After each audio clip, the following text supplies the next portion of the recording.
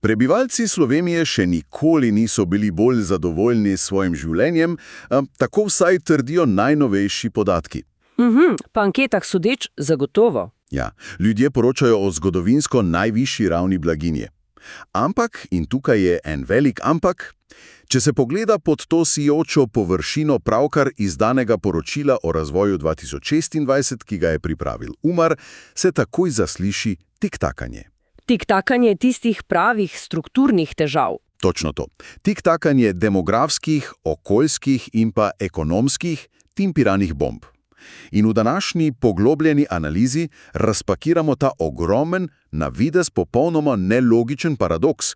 Imamo več kot 200 strani izjemno gustih podatkov, najna misija pa je preprosta. Izluščiti tisto, kar je resnično pomembno. In to ni lahka naloga. Tukaj se namreč soočamo z nečim, kar bi jaz osebno imenovala kar iluzija stabilnosti. Iluzija stabilnosti. Zanimiv izraz. Ja, mislim na papirju, ko se pogleda zgolj krovne številke, slika deluje res skorajda utopično. Zaposlenost je rekordna, dohodki rastejo. Vendar pa vsak analitik ve, da povprečja zelo pogosto skrivajo tiste najbolj kritične zgodbe. Ko se namreč začnejo razčlenjati ti makroekonomski mehanizmi, pa socialne dinamike in okoljski trendi, se pokažejo strukturne razpoke. In danes bova te razpoke analizirala strogo objektivno, brez kakršnega koli političnega navijaštva. Samo dejstva iz poročila. Absolutno. Samo podatki. Greva torej naravnost k tistemu, kar ljudje najbolj neposredno čutijo na lastni koži, k denarnicam. Ja, najbolj otepljiva zadeva. Tako je. In podatki tu kažejo eno res neverjetno sliko. Zaposlenost leti v nebo, dohodkovna neenakost pa pri nas ostaja ena najnižjih v celotni Evropski uniji. Res je, celo tista absolutna materialna prikrajšanost je drastično upadla. Točno. In človek bi mislil, ok, super, smo ekonomsko varni. Ampak potem pa tukaj v isti sapi udari podatek, da je stopnja tveganja revščine močno poskočila. Mislim, kako je lahko na eni strani več denarja v obtoku, na drugi pa več ljudi na robu revščine? Tukaj matematika na prvi pogled preprosto pade na izpitu. Ja, deluje protislovno, ampak razlog se skriva v samem mehanizmu, kako sploh merimo revščino in rast dohodkov. Aha. Ko govorimo o tveganju revščine, namreč ne govorimo o absolutni lakoti, govorimo o relativni revščini. Prag tveganja revščine je statistično določen pri 60% mediane dohodka vseh gospodinjstev. Okay. In ker so se splošni dohodki v državi zvišali, predvsem srednjemu razredu, se je ta statistični prag preprosto premaknil navzgor. Aha, razumem. Poskusiva to prevesti v nekaj bolj oprijemljivega. Predstavljajmo si, da celotna družba stoji na tekočih stopnicah, ki gredo navzgor. Zelo dobra primerjava, ja. Tudi tisti na dnu se počasi premikajo više in imajo morda nekaj več tistega nominalnega denarja kot pred 5 leti. Ampak ljudje v sredini teh tekočih stopnic so dobesedno začeli teči navzgor. Točno to. In vrzel se je drastično povečala. Ja. In tisti na dnu so sedaj relativno gledano potisnjeni še bolj na rob, še posebej, ko pride do kupne moči za osnovne dobrine. Ta tvoja analogija s tekočimi stopnicami res odlično ponazori ta mehanizem. Ker tisti, ki ne morejo teči navzgor, to so specifične, zelo ranljive skupine. Zbrani podatki so tukaj precej neusmiljeni. Kdo pa so te skupine? Gre predvsem za starejše prebivalce, nizko izobražene, potem ljudi, ki živijo sami, in priseljence. In stiska teh ljudi se ne zmanjšuje, dejansko se poglablja in dosega ravni, ki smo jih videli v tistih najhujših kriznih letih med 2013 in 2015. To je pa zaskrbljujoče. Ja, to je ta strukturna prikrajšanost. Ti ljudje preprosto nimajo mehanizmov, s katerimi bi lahko ujeli tempo preostale družbe, kar pomeni, da so dolgoročno popolnoma izključeni iz te vsesplošne rasti blaginje. In ta izključenost se še najbolj brutalno pokaže pri tisti najbolj osnovni življenjski potrebi, pri strehi nad glavo. Stanovanja, ja. Stanovanja, seveda. To je tako, kot bi gledali to čudovito, sveže prepleskano fasado na hiši. Navzven je vse videti idealno, sosedje zavidajo, medtem pa tam v kleti strmo narašča vlaga, ki počasi, a zanesljivo najeda temelje te hiše. In ta vlaga v temeljih je trenutna stanovanjska kriza. Cene nepremičnin in najemnine rastejo bistveno hitreje, kot pa rastejo tisti zvišeni dohodki, o katerih sva prej govorila. Stanovanjska kriza v bistvu deluje kot en tak velik katalizator za celo vrsto drugih družbenih problemov. Mislim, pomanjkanje dostopnih stanovanj namreč popolnoma uničuje socialno mobilnost. Kako to misliš? Poglejva mehanizem. Ko mlada oseba ali pa nek iskalec prvega stanovanja preprosto ne more kupiti ali pa vsaj najeti nepremičnine s svojim lastnim delom, svojo plačo, se celoten sistem zanašanja na lastno produktivnost sesuje. Ja, to je res. Dostop do nepremičnine tako postane odvisen skoraj izključno od pomoči staršev in od dedovanja.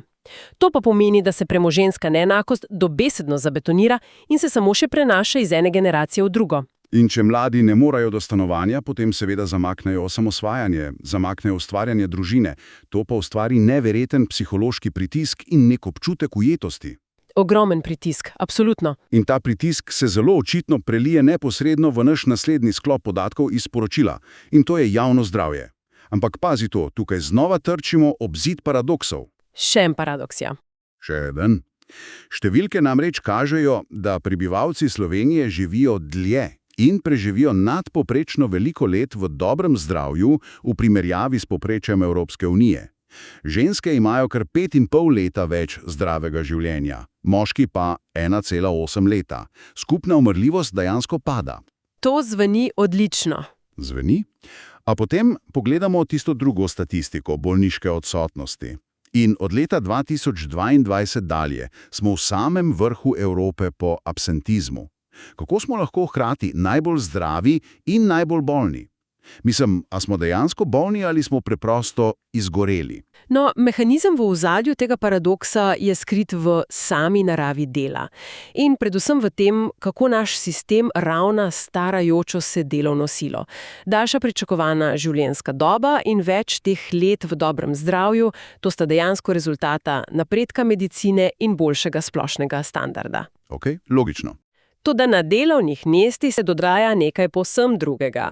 Podatki zelo jasno razkrivajo strmo rast bolniških odsotnosti pri zaposlenih, ki so starejši od 60 let. In to predvsem zaradi bolezni mišično-skeletnega sistema. Aha, torej ni problem v tem, da bi bili ljudje naspravč bolj boležni, ampak da od, 62-letnega delavca v proizvodnji ali pa v logistiki dejansko pričakujemo, da bo fizično zmogel povsem enak tempo in enake gibe kot nek 35-letnik. Točno tako. Država je dvignila upokojitveno starost, delovnih procesov in pa same ergonomije na delovnem mestu pa preprosto ni prilagodila. To je pa res kratkovidno. In veš, ne gre zgolj za to fizično ergonomijo. Zaposleni v Sloveniji po anketah poročajo o bistveno večji intenzivnosti dela v primerjavi z evropskim povprečjem. Torej, delamo hitreje, bolj pod stresom. Ja, ljudje preprosto delajo pod precej večjim pritiskom in imajo manj časa za tisto nujno regeneracijo. In ko se ta intenzivnost združi z dejstvom, da zdravstveni sistem zaradi dolgih čakalnih dob, tu mislim na sekundarni ravni, ne zmore pravočasno sanirati poškodb in bolezni, Dobimo popolno nevihto. Popolno nevihto. Delavec s resnimi bolečinami v hrbtu, recimo, čaka na specialista več mesecev. V tem času pa je seveda logično na dolgotrajni bolniški odsotnosti. Kar je ogromen strošek za celoten sistem. Ampak ta intenzivnost in pa ta pritisk pa ne prizadeneta samo teh starejših delavcev. Očitno se prelivata tudi na mlade in sicer v obliki zelo hude duševne stike. Zelo pereč problem, ja. Ko v poročilu beremo o tistem izjemno visokem številu izdanih receptov za antidepresive in anksiolitike pri mladih, še posebej pri dekletih, postane jasno, da ta sistem terja res visok davek. Veliko se v družbi govori o digitalizaciji kot o nečem izključno pozitivnem, ampak ti podatki zelo specifično izpostavljajo pasivno potrošnjo digitalnih vsebin kot tisti ključni dejavnik tveganja. Tukaj je razlika med aktivno in pasivno uporabo tehnologije resnično bistvena za razumevanje tega mehanizma duševnih stisk. V kakšnem smislu? Ko recimo mlada oseba tehnologijo uporablja aktivno za programiranje, za ustvarjanje grafike, za raziskovanje, To dejansko krepi kognitivne sposobnosti. Vendar pa trenutna slika na terenu pri nas kaže popolno prevlaro pasivne potrošnje. Misliš tisto neskončno drsenje po ekranu? Neskončno drsenje skozi družbeno omrežje, ja. To preoblikuje centre za nagrajevanje v možganih, ustvarja nenehno primerjavanje z nekimi povsem nerealističnimi ideali in seveda močno poveča tveganje za spletno trpinčenje. Kar je grozljivo. Namesto da bi bila torej tehnologija orodje za opolnomočevanje mladih, postane mehanizem socialne izolacije in hude tesnobe. In ta tesnoba in pa pomankanje nekega pravega opolnomočenja nas neposredno pripeljete do našega šolskega sistema. Mislim, kako ta sistem sploh pripravlja to isto mladino na prihodnost? Ja, rezultati so zgovorni. Zelo zgovorni. Rezultati mednarodne raziskave PISA za leto 2022 so naravnost fascinantni. Naši 15-letniki dosegajo nadpovprečne rezultate pri naravoslovju in matematiki, popolnoma pa odpovejo pri bralni pismenosti in predvsem pri ustvarjalnem mišljenju. Zdi se, da ustvarjamo neke odlične človeške kalkulatorje. Ta definicija človeškega kalkulatorja pravzaprav zelo natančno povzame celoten problem. Naš izobraževalni proces je namreč še vedno močno usmerjen v reprodukcijo dejstev in pa v tisto reševanje algoritmičnih problemov, kjer je rezultat že vnaprej znan. Ko pa se pred istega dijaka postavi problem odprtega tipa, kjer pač ni enega samega pravilnega odgovora, kjer je potrebna nekakšna interpretacija ali pa kreativno združevanje informacij iz več različnih virov. Rezultat strmoglavi. Strmoglavi, ja. Če razširiva tisto najino prejšnjo analogijo. Naš izobraževalni sistem očitno deluje kot nekakšna staromodna industrijska tovarna. Odlično izuri delavce, da znajo pritisniti točno določen gumb ob točno določenem času. Ja. Toda moderni svet in predvsem trg dela ne potrebujeta več ljudi, ki znajo zgolj pritiskati na gumbe. Zato imamo zdaj avtomatizacijo in umetno inteligenco. Trg zahteva ljudi, ki znajo ugotoviti, zakaj ta stroj sploh potrebujemo in kako bi ga lahko izboljšali. Točno. Zanimivo je tudi to, da podatki Umarja kažejo na izjemno nizko vključenost umetne inteligence v sam pedagoški proces. Šolstvo se očitno teh novih tehnologij bolj boji, kot pa da bi mlade naučilo upravljati z njimi. Ta pomanjkljiva prilagodljivost pa se ne odraža samo v tej tehnološki sferi, ampak žal tudi v socialni. Kako to misliš? Pomankanje kreativnega reševanja problemov gre namreč pogosto z roko v roki z nekakšno rigidnostjo v razmišljanju. In tukaj pridemo do enega najbolj zaskrbljujočih družbenih indikatorjev v poročilu. Govoriš o tisti socialni distanci? Ja, socialna distanca do manjšin. Tu govorimo predvsem o Romih ter homoseksualnih in biseksualnih osebah v Sloveniji. Hitro narašča. Stopnja tolerance je zdaj dejansko med najmanjšimi v Evropski uniji. Kar je res žalostno. In tukaj se zadeve začnejo dramatično lomiti na samem trgu dela. Imamo namreč gospodarstvo, ki krvavo potrebuje ljudi. Manjkajo zdravniki, manjkajo inženirji, IT strokovnjaki, negovalno osebje. Vse manjka. A hkrati ti isti podatki kažejo, da je naša sposobnost integracije tujcev v to družbo izredno šibka. Pa ne samo tujcev, tudi znotraj lastne družbe ne znamo optimalno izkoristiti potencijala, ki ga imamo. Mislim, plačna vrzel med spoloma trmasto vztraja pri 11% in se še močno poslabša v obdobju materinstva. Ja, to je hud udarec za trg dela. In se vprašam, kakšna je sploh prihodnost tega našega gospodarstva, če se družba na eni strani krčevito zapira, na drugi strani pa nujno, res nujno potrebuje svežo kri. Prihodnost je v takšnem scenariju seveda močno ogrožena. Gospodarstvo preprosto ne more preiti na tisti iskani model visoke dodane vrednosti in inovativnosti, če je družbeno okolje v osnovi zaprto in izključujoče. Ker inovacije zahtevajo odprtost. Tako je. Inovacije se rodijo iz trka različnih idej, različnih kultur in pa seveda različnih pogledov. Če naša družba tuje strokovnjake ali pa kakorkoli drugače misleče obravnava z visoko stopnjo socialne distance in nezaupanja, potem ti talenti ne bodo prišli. ali pa vsej ne bodo ostali. Kar je povsem logično. In povsem enako velja za ženske, ki so zaradi materinstva dobesedno potisnjene na stranski tir v tistih najbolj ključnih letih za razvoj kariere. To je ogromna izguba človeškega in pa tistega ustvarjalnega kapitala, kar se na to neposredno odraža v samem našem gospodarskem motorju. Gospodarska rast po pandemiji je bila pri nas sicer res nadpovprečna, ampak poročilo pravi, da izvozni sektor že pošteno izgublja sapo. Kazalniki padajo. In glavni krivec za to zadihanost ni zgolj pomanjkanje ljudi, ampak predvsem produktivnost. Natančneje dejstvo, da je naša produktivnost dosegla le 86% povprečja Evropske unije. Glede na to, da je zaposlenost že zdaj na nekem zgodovinskem vrhuncu in da se prebivalstvo stara, gospodarske rasti ne moremo več reševati na tisti stari način. Tako je. Ne moremo več preprosto najeti več rok, ker teh rok v bazinu več ni. Natančno, to je tista nevidna stena, v katero se kot gospodarstvo trenutno zaletavamo. V preteklosti se je rast pogosto poganjala z zaposlovanjem novih delavcev in pa z nekim podaljševanjem delovnega časa. Sedaj pa je ta bazen prazen. Popolnoma prazen. Edina pot naprej je, da z obstoječim številom ljudi na nek način ustvarimo več vrednosti. A tukaj podjetja delajo usodno napako pri sami alokaciji svojih investicij. Namesto da bi vlagala v prebojne rešitve, pogosto vztrajajo pri stanih, preverjenih modelih. Tukaj res pomaga tista analogija dirkalnika Formule 1. Slovensko gospodarstvo trenutno deluje tako, kot bi mehaniki ob stezi kričali na voznika. Močneje pritiskaj na plin, vozi hitreje, čeprav je stopalka že popolnoma do konca v tleh. Ja. Namesto tega bi morali iti nazaj v garažo in zgraditi pametnejši dirkalnik z boljšo aerodinamiko. In tista boljša aerodinamika se v ekonomiji, kot piše v poročilu, imenuje neoprijemljivi kapital. Podatki pa kažejo, da naša podjetja v ta del bistveno premalo investirajo. Neoprijemljivi kapital je tukaj res ključen koncept, ki ga moramo nujno razumeti.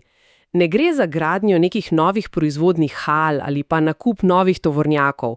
Gre za investicije v tisto, česar ne moremo dobesedno prijeti v roke. Kaj točno spada sem? To so napredni organizacijski procesi, specifično usposabljanje zaposlenih, raziskave in pa seveda napredna programska oprema, vključno z umetno inteligenco. Okay. Poglejva ta mehanizem na preprostem primeru. Neko logistično podjetje lahko kupi 10 novih tovornjakov. To je tisti oprijemljiv kapital. Klasika, ja. Ali pa lahko kupi napreden AI algoritem, ki tako optimizira poti tistih obstoječih tovornjakov, da prihranijo 30% goriva in časa. To je pa neoprijemljiv kapital. In v Sloveniji podjetja še vedno prepogosto kupujejo zgolj tovornjake. In ker vozimo te metaforične, stare tovornjake in jih gnamo do skrajnosti z vsemi temi obremenjenimi delavci, to terja ogromen davek, ki se ne kaže le v utrujenosti ljudi, ampak drastično seka tudi po okolju. Analiza okoljskih kazalnikov v poročilu namreč ne prinaša nobenega olajšanja. Nažalost ne. Ekološki odtis države ostaja nevzdržno visok. Čeprav imamo sicer dobro kakovost vode in tal, kar je vsekakor pozitivno, je tisti razklop med tem, koliko raste naš bruto domači proizvod in tem, koliko naravnih virov za to porabimo, veliko prepočasen. In najbolj problematičen dejavnik tega odtisa pri nas je seveda promet. Promet. Zanašanje na osebne avtomobile je v Sloveniji izjemno veliko. Javni potniški promet pač ne predstavlja neke ustrezne alternative za večino ljudi, elektrifikacija voznega parka pa hudo zaostaja za cilji. In posledice tega mehanizma niso zgolj tiste abstraktne ogljične emisije v zraku, o katerih se veliko govori, temveč neposredno vplivajo na zdravje, o katerem sva govorila že prej. Ja, delci v zraku. Zrak, predvsem ta zasičenost s trdnimi delci PM2,5, ostaja resen problem. Zaradi onesnaženosti zraka namreč število prezgodnjih smrti na prebivalce pri nas celo presega povprečje Evropske unije. To niso več samo neke oddaljene ekološke floskule iz medijev, to so povsem oprijemljive izgube človeških življenj. Da sploh ne omenjamo tistih gigantskih narodno-gospodarskih izgub, ki nastajajo zaradi podnebnih sprememb in pa ekstremnih vremenskih pojavov. Ja, poplave so bile tukaj hud opomin. Spomnimo se samo tistih katastrofalnih poplav, ja? Jasno je, da je nujen popoln preobrat. Neki prehod v to krožno, nizkoogljično in pa predvsem visokotehnološko gospodarstvo. Ampak tu trčimo ob morda najbolj boleč podatek iz celotnega nabora teh virov. Kdo bo sploh vodil ta prehod? To pa je vprašanje institucionalne konkurenčnosti in pa splošne zmogljivosti države. Točno. Za izpeljavo tako kompleksnih zelenih in pa digitalnih prehodov je namreč potrebno poslovno okolje, ki spodbuja inovacije, in pa seveda državni aparat, ki te prehode dejansko omogoča, brez nekih nepotrebnih birokratskih ovir. Kakšno je pa stanje pri nas? Trenutno stanje kaže na izjemno veliko birokratsko obremenjenost. Še bolj problematično pa je tisto področje upravljanja in transparentnosti. In s tem seveda pride na plano tista končna kriza iz poročila, kriza zaupanja. Ja! Zaupanje javnosti v politične institucije, vlado, v parlament, v politične stranke je v Sloveniji na absolutnem dnu. Po drugi strani pa se, povsem paradoksalno, povečuje percepcija, da je korupcija vse prisotna. Zanimivo pa je recimo to, da ljudje še vedno ohranjajo relativno visoko zaupanje v zdravstvo in pa varnostne organe, kot sta vojska in policija. Ampak kako lahko družba izvede te tektonske premike, kot so te nujne zelene reforme in preoblikovanje gospodarstva, če preprosto nihče ne zaupa tistim na mostu, ki naj bi to ladjo sploh karmarili? Zelo težko. In tu je mehanizem povsem psihološki in pa političen hkrati. Učinkovita javna politika namreč nujno potrebuje legitimnost. Se strinjam. Kot država od prebivalcev zahteva, naj na primer spremenijo svoje potrošniške navade, naj investirajo v nove energetske sisteme ali naj se prilagodijo povsem novim delovnim procesom, ljudje to sprejmejo le v enem primeru, če iskreno verjamejo, da so pravila igre poštena in pa transparentna za vse enako. In če tega ni? Če obstaja visoka zaznava korupcije, ljudje preprosto prenehajo sodelovati. Sistem se ustavi. Vsak strateški cilj, naj bo še tako dober na papirju, postane nedosežljiv, ker sistem nima tistega osnovnega zaupanja ljudi, ki bi ga morali na koncu dneva udejanjiti. Res je. In če sedaj potegnemo črto in združimo vse te kompleksne plasti, ki sva jih danes dobesedno razstavila na prafaktorje. Na površju te obsežne analize poročila o razvoju 2016 vidimo državo, ki po anketah uživa visoko blaginjo in pa polno zaposlenost. Zunanjost je lepa. Zunanjost je čudovita. Toda tisti globši uvid razkrije popolnoma drugačno dinamiko v kleti te stavbe. Imamo prebivalstvo, ki se pospešno stara, a je na delovnih mestih pognano čisto do roba svojih zmogljivosti. Imamo tisto brutalno stanovanjsko krizo, ki mladim reže krila, še preden sploh poletijo, in pa šolski sistem, ki še vedno proizvaja kalkulatorje namesto inovatorjev. Poleg tega imamo gospodarstvo, ki goni tisti star motor do pregretja, namesto da bi dirigiralo investicije v neoprijemljiv kapital in pa pametnejše procese. In vse to poteka v okolju, ki obupno potrebuje strukturne reforme, a mu primanjkuje tistega absolutno osnovnega veziva za kakršnekoli spremembe. In to je zaupanje v institucije. Pomen teh ugotovitev za našo prihodnost je res kristalno jasen. Tisto, kar se kaže na prvi strani vsakega statističnega poročila, ni nujno tisto, kar bo določalo naše prihodnje desetletje. Točno tako. Ugodnih makroekonomskih vetrov, ne pa trdnih dolgoročnih temeljev. Ja, temelj je krhek. Izjemno krhek. Če se tiste nevidne, a globoke strukturne razpoke v kleteh sistema od te neprilagojenosti trga dela do tehnološkega zaostajanja v šolstvu in gospodarstvu ne začnejo zares sanirati takoj, bo ta lepa fasada zelo, zelo hitro začela razpadati. Za sam zaključek te današnje analize pa še ena takšna morda malce provokativna misel, ki vznikne, ko se vsi ti na videz nepovezani podatki iz poročila zložijo v celoto. Številke so jasno pokazale, da število delovno sposobnega prebivalstva drastično upada, primanjkljaj talentov in tistih nujnih kreativnih idej pa je iz dneva v dan večji. Res je.